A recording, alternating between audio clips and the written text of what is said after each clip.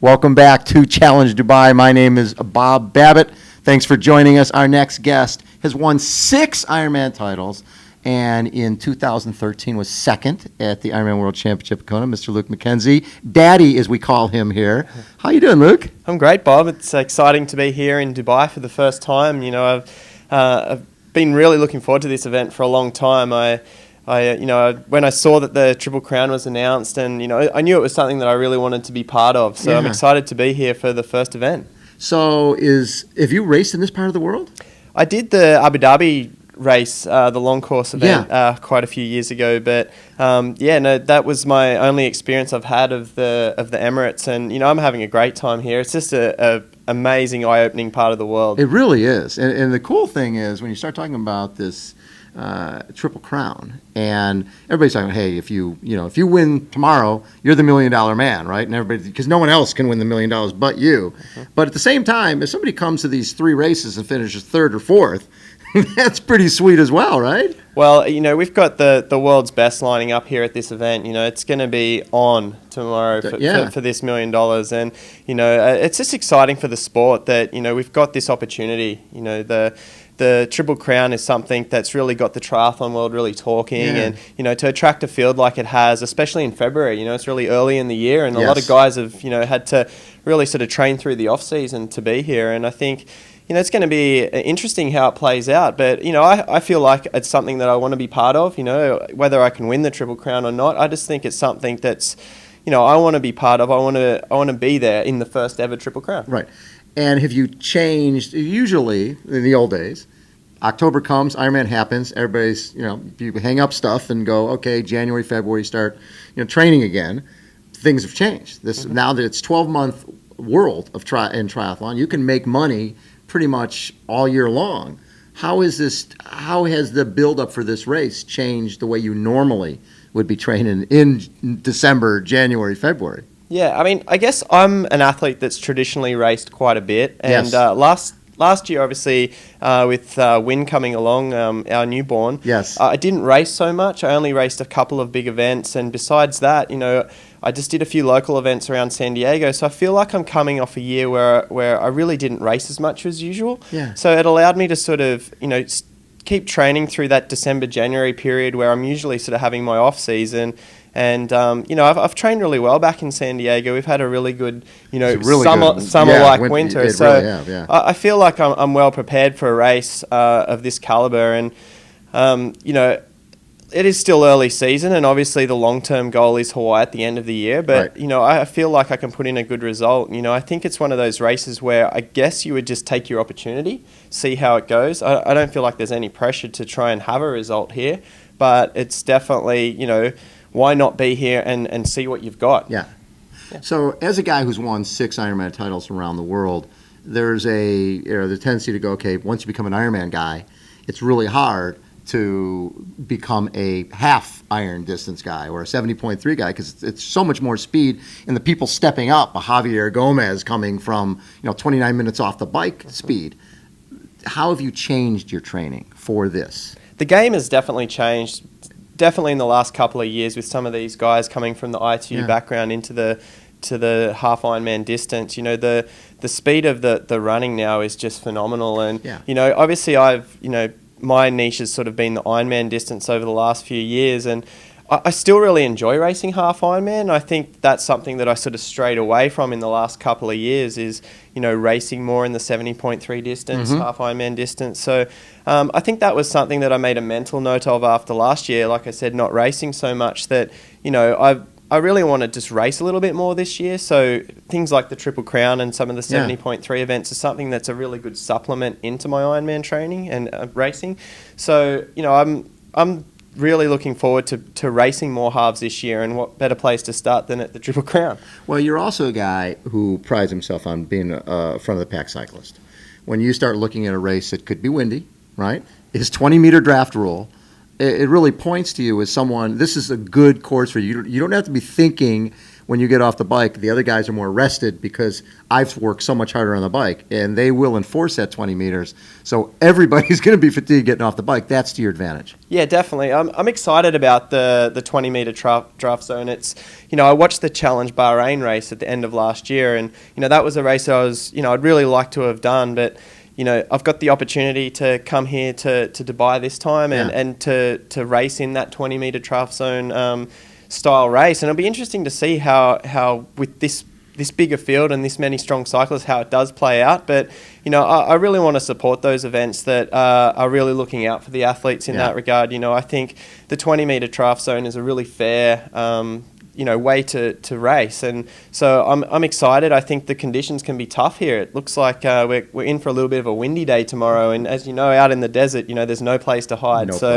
I'm excited about tomorrow's bike course and, just the race in general. I think, the setup that they've got here, it's going to be an exciting race and it's going to be fun to be part of. Talk a little bit about Javier Gomez, who said you raced under 23 back in 2000, so every 12 years or so. Raced lifetime, but he was, at that point, I think he was doing more of an exhibition. He was sort of a retro, old school, wearing a Speedo and just going out there for fun. What do you remember about racing against Javier back in 03? Yeah, it's crazy. Prior to only having raced him in December last year, it was a good decade since I'd last raced Javier, and in that under 23 Queenstown World Championships, he was on another level. Who's not relatively unhurt. I mean, he'd been in the sport for a long time prior to that, but as an Aussie, racing in my area, I'd never really.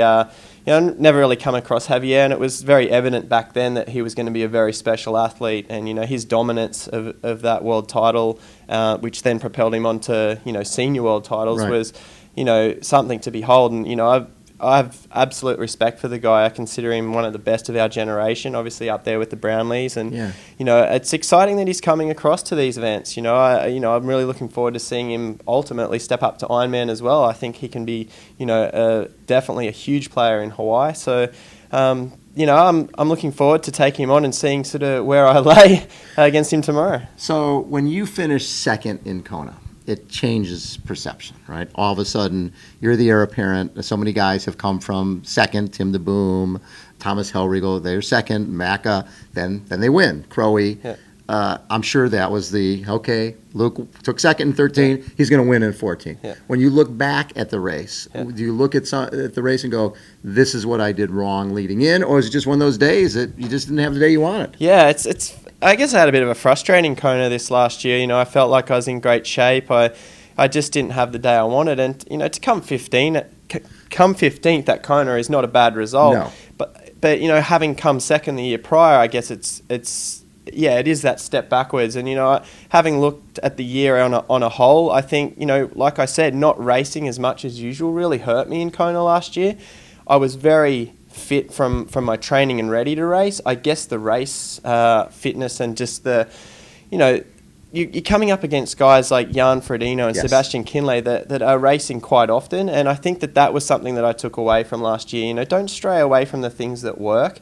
I felt like, with Wynn coming into our life, I really needed to be there and present with her. Yes. And, it was a bit of a juggle last year. So I guess this year I've got a bit more of a better idea of how I can sort of manage things. Yes. And it was all a bit of a learning experience last year. And, I know that I've always got that second place in Kona in my back pocket. I don't think it's something that's... Doesn't go away. It doesn't go away. And I don't think, having come 15th last year means that, Luke's done. I think it's just, it was part of the journey. And I think that, I can still take that into Kona this year, the next year, and utilise that experience. What I've seen is...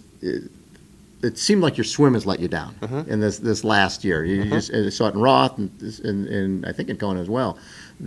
Has there been something that you needed to work on? A little bit of a flaw that you detected? Yeah, definitely. I mean, last year my swimming was horrendous, and I'd always been a front pack guy, no question. Leading swims, coming out of the water in the top few, and all of a sudden my swim had just fallen apart, and that's something that I've really focused on in the last few months over the off season is getting back into not just more swimming, but back to loving swimming again, because I guess after doing it for 25 odd years of my life, I guess last year, I guess I started to detest it, and I didn't enjoy my swimming training. And to tell you the truth, you're juggling life with a baby and whatever. The first thing to go out the window last year was my swimming. And I think that that's something that, in hindsight really let me down. And, you can't win the race in the swim, but you can definitely lose it. And that's exactly what I was doing last year. I was just putting myself in a position that was foreign territory. I was riding myself back into races, but, that wasn't, I was spending all my cookies getting myself back into the race. Then you couldn't run. Yeah, so I couldn't run how I wanted to run. And, it's... Like I said, it's hindsight's always good, but you can only ever really learn from your mistakes. And I think that, I think this year with a bit more direction in my swimming, I think that that's going to be a big factor. How has becoming a dad changed you? It's been amazing. I love fatherhood. Life with Beth and Wynn. It's just such a great experience, and especially now she's really starting to grow into this little person, and she's starting to crawl around and blabber, and it's really fun, and we've been able to maintain our lifestyle as triathletes. Beth's still racing really well. She's come back from pregnancy and racing again, and I'm really proud of her, actually, the way she's been able to combine motherhood and racing, and just the way that she's come back. It's really impressed me, and I'm excited to see what she can do in Ironman Melbourne. It's her first really big event post-pregnancy.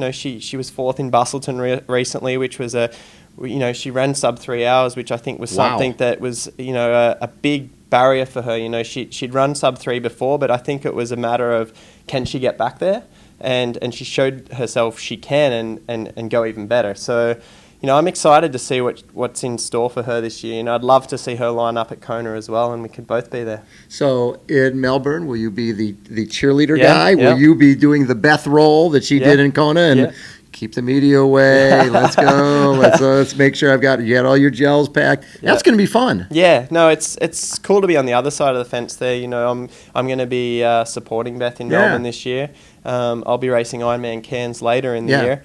So it's good that we're able to do that. We're able to be there for each other, and I was there to support her in Bustleton, and obviously she was there for me in Kona, and the family support we've got as well. We'll be down in Australia, so we've got my family there to support, and it's going to be fun to see what she can do against a really quality field. It's obviously the Asia Pacific Championships and a big race for the year, so I'm looking forward to seeing how she goes. What always amazes me when you look at Ironman, when you finish second, you look at second, third, basically second through 15th. It's like usually less than a minute between each person, right? Usually first place has a couple minutes on people, but then after that, it really could have gone. You could have finished 8th, or you could have finished second. This last year, Ben Hoffman went from 15th to second. Yeah. So there's so much flux in that race. You still have to come away from last year going, okay, because my swimming wasn't there, I worked way too hard on the bike, and I didn't have the run I wanted. So you must feel that I know what it takes to get back there. It's not like I had a fluke race and got second. Yeah. Last year, I don't know what I came off the bike exactly, but I think I was around 20th off the bike. Yeah. I ran myself up to 11th by the Energy Lab, which was sort of a little bit of foreign territory for me too. I was picking off guys that traditionally are sort of catching me. I was sort of passing them, and I could see how, if I just sort of had that little bit left in the tank, that I could have still maybe salvaged a top 10 that day. Right. But like you said, there's only a few minutes between each place there. Yeah. So all of a sudden I went from 11th back to 15th by the time I got to the finish line. So there really isn't much room for error in Kona. And especially when guys like Craig Alexander are passing you in the last few kilometres, you're going to have a tough time outrunning Crow to a finish line. So it's part of racing, and I think that's what makes Kona and these big races exciting. It's you've got no room for error. If you crack at any stage, then you're going to lose places very quickly. So tomorrow, what would you be happy with? Obviously this is the same type of thing as Kona. Yeah. You've got a field, you're condensing it into half the distance with the same. You've got 80 top guys here. Yeah. Everybody's here besides Frodeno pulling out and Sebastian. Pretty much it's a who's who. Yeah. Is there if I finish top 10, I'm happy, or you just go by listen, if I feel I was strong across the board, if I was in that front pack in the swim where I should be and ride my bike the way I should be, then I'm a happy guy. Yeah, I mean, I don't want to be in one of those, interview situations where I say, oh, yeah, I'll be just happy to do this. Yeah. But, I truly will be. I just want to have the best race and a good start to the season that I know that I've put in the bank in my training. I think this is an event for me to sort of leapfrog me into later events. I really want to have a good race against a really quality field, and I love racing the big races against the big guys. Yeah. So having that experience going into the bigger races later in the year as well is something that I think that's going to be able to be drawn on. If I get myself into a running battle with one of the guys that is going to be a contender at Kona here, well then that's something that you can draw on once you get to Kona. But like I said, I'm excited to be part of the first ever Triple Crown event. I think it's part of history, in triathlon to be part of it, and I just want to support something that's really supporting our sport. Have you done many challenge races? Yeah, I mean, I raced Challenge Roth last year. Oh, that's right. That was my first ever challenge experience. So it's not like you've had a lot. Yeah, and it's a pretty cool experience. Oh man, I loved Roth. It was it rocketed to the top of my favorite races list. I really enjoyed the experience there, and I raced in Challenge Laguna Phuket at the end of last year as well, and I loved that race. I had a great time there, and it was a good way to end the year. So I'd love to race more challenge events. I think what Challenge is doing is exciting. They're really looking after the athletes, and they're just a great bunch of people to be. Nice folks. You can sit down in the breakfast like I did this morning and just chat to these guys like they're your mates. So that's what I really love about the Challenge family. The other thing that I like is the fact that a lot of athletes are being brought in, a lot of athletes are being put up, a lot of athletes are getting meals taken care of. So it's almost like you're playing with house money. Sometimes when you go to Kona or somewhere else, you've paid the fly, you've paid for your hotel, you paid for food. It's a big investment. If I don't finish top 10, I'm losing money on this event. Exactly. Yeah. I mean, that's the tough thing about Kona. It's a big personal investment to chase the idea of Kona and trying to win that. But and we're very fortunate that we have the opportunity at races like this where they'll bring all of us here to Dubai and to Oman and to Bahrain and really look after us. The as you can see where we're staying is like the breakfast buffet is a joke. It's like nothing you've ever experienced. Exactly. So we appreciate that as athletes. It's not something that's doesn't very happen common. every day. No, so you know that everyone really appreciates it, and it's just a bit of a novelty, I guess, for us to experience something like that. So if you happen to win this race, right? And why not? Yeah. So you win this race, and then you're the $1 million man. You're the only guy who can get all three. So would you do all three? Of course. Is a plan to do all three anyways, or just it is? You're doing them all. Yeah. Oh, why not? I mean, I feel I think my greatest asset in this Triple Crown could be my consistency across the board, not so much just in one specific race. So, and I think in the racing here in the Middle East, I like these conditions. I think they're a little sort of tougher, harsher, hotter, windier sort of conditions where I feel like I like those conditions. So I'm not necessarily just looking at one individual race, but more the three races across the board. And so, like I said, whether you win the race tomorrow or not, I think, I'd really like to come back to all three and see how I go, at the series. Well, and the cool part is, I was just talking to one of the guys who's putting on the Oman race and talking about 26% grades. Oh, wow. Yeah. We're talking Optuez type of bike course. Wow. And I'm going, Luke might like that. Yeah, for sure. Really tough bike course. So you got three races that are, Bahrain and this race are fairly similar, windy, flat. But when you start adding in something that's a little different, you like that. And with a brutal bike course, I think that could point your way. Yeah, I mean, we're all sort of definitely on tenterhooks, sort of waiting to see what is in store in Oman. You know, sort of the race that we haven't really heard much about yet. But we're definitely looking forward to seeing where this Triple Crown is going to take us, because I think it's exciting coming here to the Middle East. It's sort of a new territory for triathlon, and like I said, the events are going to be really hard fought events in tough conditions. So I think, and like you said, you know, if we're riding up Alpe d'Huez style climbs, you know, that's going to be just amazing for the sport to watch. Yes. You know, so many great athletes go against it at something that's, you know, might be out of a few people's depth. You know, it's going to be fun. I love that. Yeah. Luke McKenzie has been our guest. Hey, Luke, always a pleasure. Thanks so much for taking time. Thanks for having us, Bob. All right, again, we are at Challenge Dubai, the big race tomorrow. Huge prize money, the kickoff of the Triple Crown. My name is Bob Babbitt. Hold on, we'll be right back.